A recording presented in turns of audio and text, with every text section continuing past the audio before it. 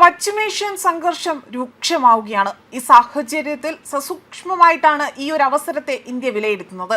കഴിഞ്ഞ ദിവസമാണ് പ്രധാനമന്ത്രി നരേന്ദ്രമോദിയുടെ അധ്യക്ഷതയിൽ യോഗം വിളിച്ചു ചേർത്തതും ഈ ഒരു വിഷയം അവലോകനം ചെയ്തതും.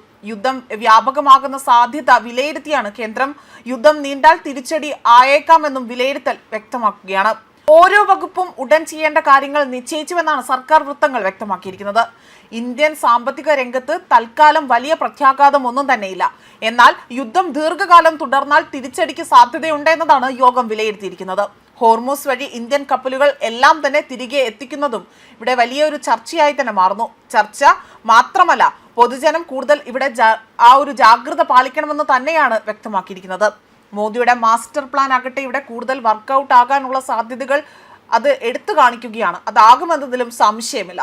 ഭാരതീയരെ ഒരിക്കൽ പോലും അദ്ദേഹം ഒരു പ്രതിസന്ധി ഘട്ടത്തിലേക്ക് തള്ളിവിടാൻ അനുവദിക്കില്ല എന്നതിന്റെ ഏറ്റവും വലിയ തെളിവാണിപ്പോൾ ഇത്തരം ഒരു വിലയിരുത്തൽ പുറത്തു വരുന്നത്.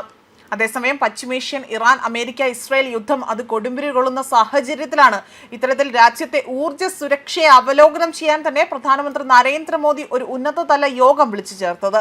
കഴിഞ്ഞ ദിവസം വൈകുന്നേരം ചേർന്ന മന്ത്രിതല യോഗത്തിലാകട്ടെ പെട്രോളിയം, വൈദ്യുതി, വളം എന്നീ മേഖലകളിലെ നിലവിലെ സ്ഥിതിഗതികൾ പ്രധാനമായും വിലയിരുത്തി.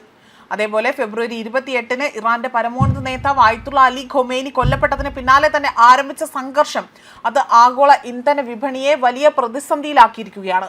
ഈ സാഹചര്യത്തിലാണ് ഇന്ത്യയിൽ ഇത്തരത്തിൽ ഇന്ധന ലഭ്യത ഉറപ്പാക്കുവാനും വിലക്കയറ്റം നിയന്ത്രിക്കുവാനുമുള്ള ഒരു മുൻകരുതൽ നടപടി എന്നോണം തന്നെ സർക്കാർ ഇത് സ്വീകരിക്കുന്നത്.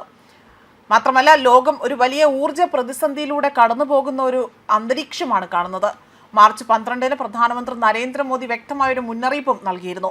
അന്താരാഷ്ട്ര വിതരണ ശൃംഖലയിൽ ഉണ്ടായ തടസ്സങ്ങൾ പരിഹരിക്കാൻ സർക്കാർ അവിടെ ആശ്രിതമായി തന്നെ പരിശ്രമിക്കുകയാണ് എന്നും വിലയിരുത്തൽ പുറത്തുവന്നു. ഇറാൻ തിരിച്ചടി തുടങ്ങിയതോടുകൂടി തന്നെ കടൽ മാർഗമുള്ള ചരക്ക് നീക്കം അത് വലിയ രീതിയിൽ ദുഷ്കരമായി തന്നെയാണ് പോയതെന്ന് ഇന്ത്യയെ പോലെയുള്ള രാജ്യങ്ങളെ അത് വലിയ രീതിയിൽ ഒരു ആശങ്കയ്ക്ക് വഴിവെക്കുകയും ചെയ്തിട്ടുണ്ട്. രാജ്യത്ത് തടസ്സമില്ലാത്ത ഇന്ധന വിതരണം, കാര്യക്ഷമമായ ലോജിസ്റ്റിക് സംവിധാനം എന്നിവ ഉറപ്പാക്കുകയാണ് ഇവിടെ പ്രധാനമായും ഈ യോഗം ഇവിടെ ചർച്ച ചെയ്യുന്നത്.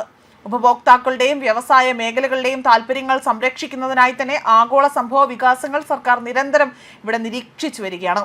അതോടൊപ്പം തന്നെ യുദ്ധം ദീർഘകാലം നീണ്ടു നിൽക്കുകയാണ് എങ്കിൽ എണ്ണ ഇറക്കുമതിയിൽ ഇവിടെ ബദൽ മാർഗങ്ങൾ തേടുന്നതിനെ കുറിച്ചുള്ള ചർച്ചകളാണ് ഈ യോഗത്തിൽ കൂടുതലായി തന്നെ എടുത്തു കാണിക്കുന്നത്. നിലവിൽ ഇന്ത്യയുടെ പക്കലുള്ള തന്ത്രപ്രധാനമായ എണ്ണശേഖരം അത് എത്ര കാലം ഇവിടെ തികയുമെന്നതിനെ കുറിച്ചും ഉദ്യോഗസ്ഥർ പ്രധാനമന്ത്രിക്ക് ഒരു വ്യക്തമായ റിപ്പോർട്ടാണ് നൽകിയിരിക്കുന്നത്. സമാധാനവും ക്ഷമയും പാലിച്ചുകൊണ്ട് ഈ പ്രതിസന്ധിയെ നേരിടണം എന്ന് തന്നെയാണ് പ്രധാനമന്ത്രി ജനങ്ങളോടായി തന്നെ അഭ്യർത്ഥിക്കുന്നത്. US ബേസുകൾക്ക് നേരെയുള്ള ഇറാന്റെ ആക്രമണം അത് തുടരുന്നത് ആഗോള വിപണിയിൽ ഒരു അസംസ്കൃത എണ്ണവില കുതിച്ചുയരാൻ കാരണമാകുന്നുണ്ട്. വരും ദിവസങ്ങളിൽ ഇന്ധന വിതരണത്തിൽ തടസ്സമില്ല എന്ന് ഉറപ്പാക്കാൻ ഇവിടെ പെട്രോളിയം മന്ത്രാലയത്തിന് കീഴിൽ പ്രവർത്തിക്കുന്ന എല്ലാ കൺട്രോൾ റൂമുകളും കൂടുതൽ സജ്ജമായിരിക്കണമെന്ന് തന്നെ ഇവിടെ ഈ യോഗത്തിൽ എടുത്തു പറയുകയാണ് ചെയ്തിരിക്കുന്നത്. ന്യൂസ് ഡെസ്ക് കർമ്മ ന്യൂസ്.